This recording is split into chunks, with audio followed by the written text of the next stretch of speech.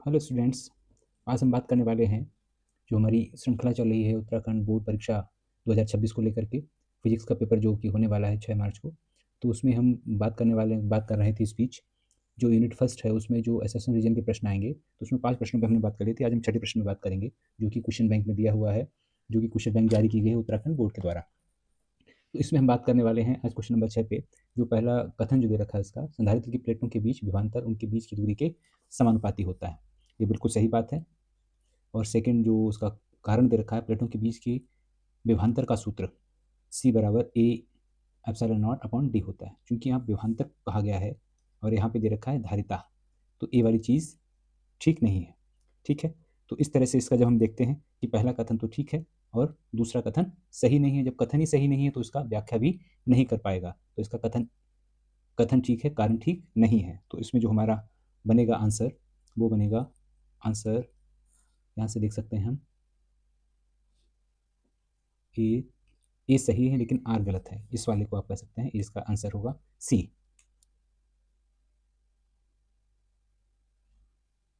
तो इसमें हमारा क्वेश्चन नंबर 6 के लिए सी ऑप्शन सही होगा। अब हम आते हैं क्वेश्चन नंबर 7 पे। क्वेश्चन नंबर 7 कहता है, यदि संधारित्रों के प्लेटों के बीच एक विद्युत रोधी सामग्री भरी हो। विद्युत रोधी जिसको कहा जाता है इलेक्ट्रो डाइलेक्ट्रिक भी कह सकते हैं, अचालक भी कह सकते हैं, सामग्री रखी है तो उसकी धारिता बढ़ जाती है। ये भी बात बिल्कुल सही है कि जब हम कोई वहाँ पे इलेक्ट्रोलाइट सॉरी डाइलेक्ट्रिक भर देते हैं तो उसमें उसकी डाइलेक्ट्रिक भरने पर उसकी धारिता बढ़ जाती है।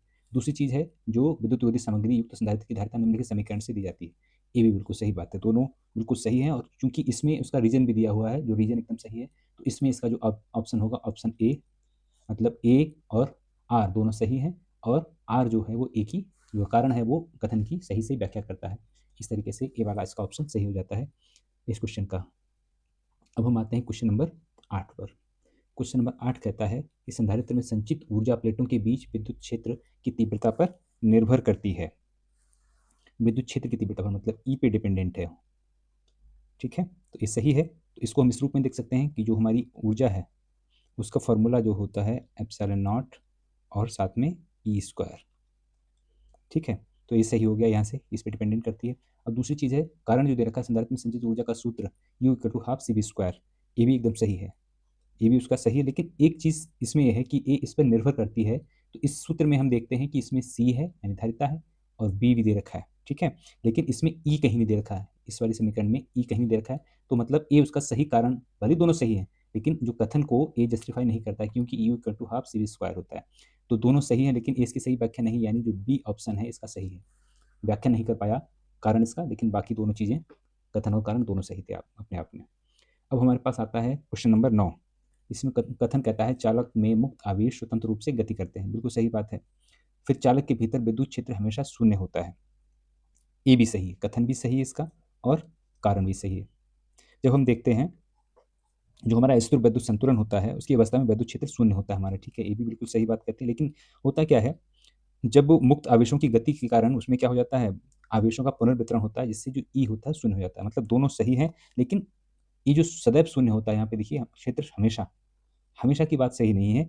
ये केवल तब हो सकता है जब स्थिर विद्युत संतुलन हो। तो दोनों सही है लेकिन इसकी सही व्याख्या नहीं है।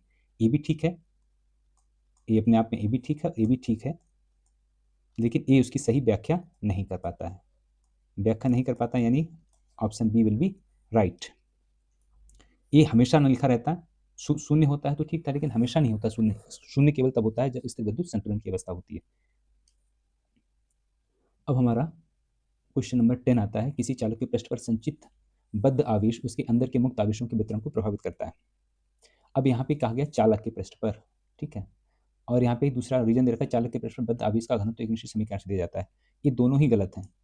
ये दोनों जो बातें कही गई हैं वो चालक के संबंध में ठीक नहीं, डाइलेक्ट्रिक के लिए सही है। ये भी फॉल्स है और ये भी फॉल्स है। ये दोनों बातें सही हैं केवल डाइलेक्ट्रिक के लिए। ये दोनों बातें जो कही गई हैं, चालक के पृष्ठ पर संचित बद्ध आवेश, बद्ध नहीं यहाँ पे होता है मुक्त आवेश, चालक में होता है मुक्त आवेश, और यहाँ पे बद्ध आवेश घनत्व, तो ये भी गलत है। दोनों ये चीजें सही हैं किसके लिए, ये दोनों सही हैं डाइलेक्ट्रिक के लिए। ठीक है, अगर ये क्वेश्चन कभी डाइलेक्ट्रिक के लिए आएगा तो ठीक है, लेकिन अगर चालक के लिए कहा जाएगा तो ये ठीक नहीं है। ठीक है, तो दोनों हमारे गलत हैं। तो हमारा ऑप्शन इसमें देख लीजिएगा कौन सा सही होगा, कि दोनों कथन और कारण दोनों ही गलत हैं। अब हमारा क्वेश्चन नंबर आता है 11। क्वेश्चन नंबर 11 कहता है वैद्युत स्थित स्थैतिक संतुलन में चालक के अंदर वैद्युत क्षेत्र हमेशा शून्य होता है। ये बिल्कुल सही बात है। जब संतुलन की अवस्था होती है उसमें चालक के अंदर वैद्युत क्षेत्र हमेशा शून्य होता है, जब वो अपने आप बैलेंस हो जाते हैं सारी चीज़ें। अब हमारे क्या है, चालक में आवेश एक इस प्रकार पुनर्व्यवस्थित होते हैं कि किसी भी आंतरिक वैद्युत क्षेत्र को समाप्त कर देते हैं। ये बिल्कुल सही व्याख्या है। ये भी ट्रू है और दिस वन आल्सो ट्रू, और ए उसकी सही व्याख्या भी कर रहा है। तो ये option A right for this. इसी प्रकार हम बढ़ते हैं आगे। अब क्वेश्चन नंबर आता है 12।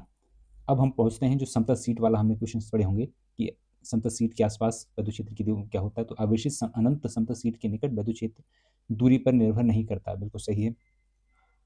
और क्षेत्र एक समान रहता है तथा ये हमारा फॉर्मूला ही होता है, equal to sigma upon 2 epsilon naught. ठीक है, तो इसमें चूंकि हम देख रहे हैं कि बीच की दूरी में यहाँ पे एप्सिलॉन नॉट है, यहाँ कहीं भी आर नहीं आता, तो ये बिल्कुल सही बात है और ये उसकी सही व्याख्या भी कर रहा है। तो यहाँ भी ये भी हमारा ऑप्शन ए ठीक रहेगा, ये भी ऑप्शन हमारा ए ही ठीक रहेगा इसमें। तो इस प्रकार हम देखते हैं क्वेश्चन नंबर 13 की ओर। क्वेश्चन नंबर 13 कहता है एक आवेशित चालक की पृष्ठ के ठीक बाहर वैद्युत क्षेत्र होता है लेकिन इसके भीतर नहीं। ये बिल्कुल सही बात हमने देखी है कि पृष्ठ के बाहर ही क्या होता है, वैद्युत क्षेत्र होता है। जब हम देखते हैं चालक कोई भी है और उसके बाहर ही हमारे क्या होगा, आवेश होगा, इसके अंदर आवेश नहीं होगा। चालक पर आवेश केवल बाहरी पृष्ठ पर स्थित होता है। तो दोनों चीज़ें हमारी इसमें भी ठीक है। क्वेश्चन नंबर 13 में दोनों चीज़ें एकदम ठीक हैं। बेसिक चीज़ हम पढ़ते हैं कि आवेश कहाँ पे होता है, आवेश का वितरण केवल पृष्ठ पे होता है और बाहर नहीं होता है। तो इसमें भी ऑप्शन ए बिल्कुल ठीक होगा। क्वेश्चन नंबर 14 हमारा आता है। अब यहाँ संभव पृष्ठ के बारे में हम पढ़ते हैं कि संभव पृष्ठ किसे कहते हैं। तो हमने परिभाषा कई बार पूछी जाती है। संभव पृष्ठ, यहाँ पे आवेश पूरी पृष्ठ पर, सभी पृष्ठ पर, सॉरी, संभव पृष्ठ की जब हम परिभाषा पढ़ते हैं तो देखते हैं कि ऐसा पृष्ठ जिसपे सभी बिंदुओं पर विभव समान होता है वो संभव पृष्ठ कहलाता है। अब चूंकि इसमें आवेश का स्थानांतरण करने में किया गया कार्य पूछा गया, कार्य शून्य होता है, तो फॉर्मूला एक होता है हमारे पास, W equal to Q into delta B.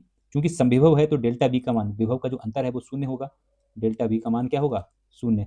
तो डेल्टा बी का मान शून्य हुआ तो यहाँ से डब्ल्यू का मान भी शून्य होगा। तो एकदम सही बात है वाली। और वैद्युत क्षेत्र हमेशा संविभव पृष्ठ के लंबवत होता है, ये भी बिल्कुल सही बात है।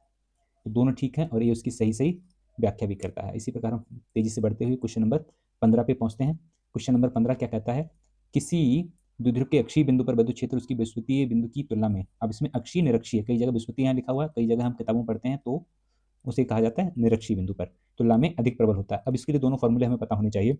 फॉर्मूले हमारे पास थे, अक्षीय के लिए हम पढ़ते थे, ये अक्षीय कह लीजिए इसको, अक्षीय के लिए पढ़ते थे E upon O 4 pi epsilon naught और 2 पी अपॉन आर क्यू। और इसके लिए पढ़ते थे निरक्षीय के लिए, निरक्षीय नी लिख देता हूँ, और यहाँ पे सेम रहेगा, केवल यहाँ पे पी अपॉन आर क्यू हो जाएगा। मतलब अक्षीय वाला डबल है किसकी तुलना में, निरक्षीय की तुलना में। तो यहाँ पे ठीक ही कहा गया है कि अक्षीय बिंदु पर विद्युत क्षेत्र विषुवतीय की तुलना में अधिक प्रबल होता है, सही बात है। और द्विध्रुव के कारण विद्युत क्षेत्र 1/r के अनुपात में बदलता है। तो ये भी हमारा फॉर्मूला होता है, E is proportional to 1/r3। ये भी सही है और दोनों सही है और दोनों सही, लेकिन इसकी व्याख्या नहीं करता क्योंकि इसमें देखिए आप कि अनुपात में बदलता है। दोनों बातें ठीक हैं लेकिन इससे इसका कोई रिलेशन नहीं है, यानी ये हमारा इसकी व्याख्या नहीं कर पा रहा है। अब हम आते हैं गॉसियन पृष्ठ वाला जो चैप्टर है, उससे ये प्रश्न बना है कि गॉसियन पृष्ठ जिसके भीतर कोई आवेश नहीं है उसका कुल विद्युत फ्लक्स शून्य होता है। आवेश नहीं है तो फ्लक्स शून्य होगा, एकदम सही बात है। अब इसको फॉर्मूला देख सकते हैं। फॉर्मूला क्या होता है हमारे पास, equal to Q upon epsilon not. जब यहाँ पे क्यू नहीं है तो फाइव भी हमारा क्या हो जाएगा, कुछ नहीं। यहाँ पे जब फॉर्मूला में रखेंगे तो ये भी हमारा क्या हो जाएगा, फ्लक्स शून्य होता है, सही बात है। गाउस का नियम कहता है कुल फ्लक्स पृष्ठ के भीतर स्थित आवेश के समानुपाती होता है। ठीक है, ये भी एकदम सही है, तो इसकी सही व्याख्या भी हो गई। ये भी ठीक, ये भी ठीक है और सही व्याख्या भी, तो ऑप्शन ए इसका ठीक हो जाएगा। अब हम आगे बढ़ते हैं क्वेश्चन नंबर 17 की ओर। एक आवेशित गोलाकार आलक में आवेश समान रूप से वितरित होता है। जो ये तो सबसे बेसिक में पढ़ते हैं कि आवेश जब भी होगा इक्वली डिस्ट्रीब्यूट होगा, और गोलीय पे तो बहुत आसान, बिल्कुल इक्वली रहेगा। अगर सरफेस हमारा क्या ना होगा, सममिति में नहीं होगा, समान आकार में नहीं होगा, तो वहाँ पे ये चीज़ उतनी बेहतर नहीं होती, गोलीय में बहुत बेहतर होती है। तो एकदम सही है, आवेश परस्पर प्रतिकर्षित होते हैं, वे अपने प्रतिकर्षण को न्यूनतम करने के लिए व्यवस्थित होते हैं, ये भी बिल्कुल सही बात है। जब वो डिस्ट्रीब्यूट होंगे तो सममिति कारण और अपनी न्यूनतम दूरी बनाए रखेंगे और अपनी ऊर्जा को बचाने के लिए वो इस प्रकार व्यवस्थित हो जाएंगे कि वो एकदम समान दूरी पे हों। ये दोनों सही है और ए इसकी सही व्याख्या करता है। क्वेश्चन नंबर 18, एक समान विद्युत क्षेत्र में स्थित द्विध्रुव पर कुल बल शून्य होता है। ठीक है, दोनों आवेशों पर लगने वाले बल बराबर विपरीत होते हैं। जब हम कूलॉम्स लॉ पढ़ते हैं तो उसमें देखते हैं, अब हमारा अब ये कह रहे हैं कि एक पॉजिटिव है और एक हमारा नेगेटिव है। तो पॉजिटिव इस पे जो लग रहा होगा बल, वो लग रहा होगा वैद्युत क्षेत्र की दिशा में। इस पे जो बल लग रहा होगा पॉजिटिव पे, वो लगेगा क्षेत्र की दिशा में, और नेगेटिव में क्षेत्र के विपरीत दिशा में, क्षेत्र के विपरीत दिशा में लगेगा। और जो एफ नेट हो जाएगा इस प्रकार, वो हो जाएगा 0, क्योंकि एक एक दूसरी तरफ खींच रहा है, एक दूसरी तरफ खींच रहा है, तो हमारा जो वैद्युत बल कुल निकल करके आएगा वो कितना जाएगा, 0। और यहाँ पे हम जानते हैं कि दोनों विपरीत दिशाओं में लगेंगे और एक दूसरे के विपरीत लगेंगे, तो ये भी एकदम सही है और सही सही उसकी व्याख्या भी करता है। कूलॉम्स लॉ इस बात को बताता है। अब हमारा क्वेश्चन नंबर 19 आता है, एक आवेश चालक के अंदर विभव नियत रहता है। विभव नियत रहता है, इसमें भी देखिए फॉर्मूला हमारे पास है, ई जो होता है वो ग्रेडियंट किसके बराबर होता है, माइनस ऑफ ग्रेडियंट। तो यदि इसमें